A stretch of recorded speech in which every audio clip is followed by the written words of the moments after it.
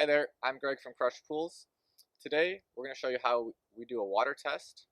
Recently with COVID-19, we've had a lot of people call and email and ask how to test their own water because currently they're not able to take it to a pool store. So today we're going to show you how we use test strips to test your pool water so you know your pool will be safe to swim in. This is a standard pack of test strips that we use. We're going to open it up and we're going to get this water tested.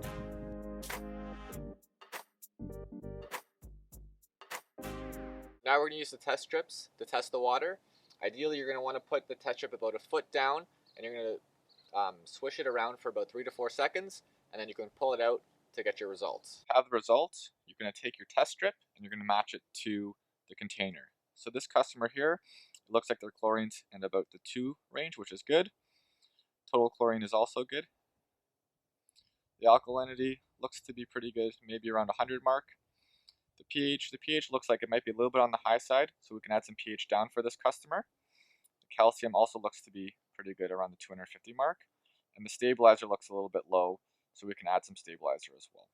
So for this customer, when we're adding the pH minus, we can put that directly into the pool.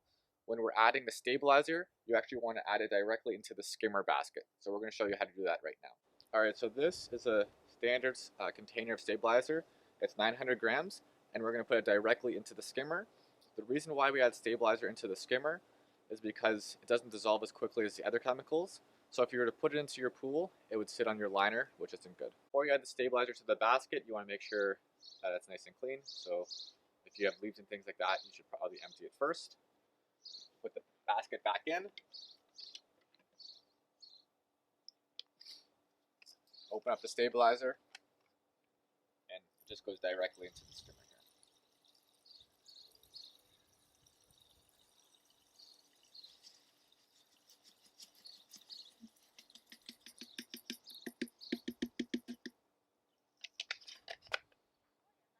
Put the lid back on. Should be good to go. So this is a bucket of pH minus. We're going to probably put in about 2 to 3 kilograms for this size pool.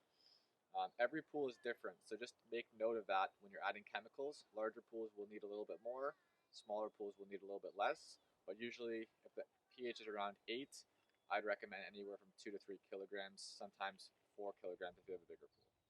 So anytime we're adding chemicals to the pool, I always try to add it in front of a jet. That helps just disperse the chemicals, and will also brush the chemicals once we're done to make sure it's not sitting on the liner. We hope you found this video useful.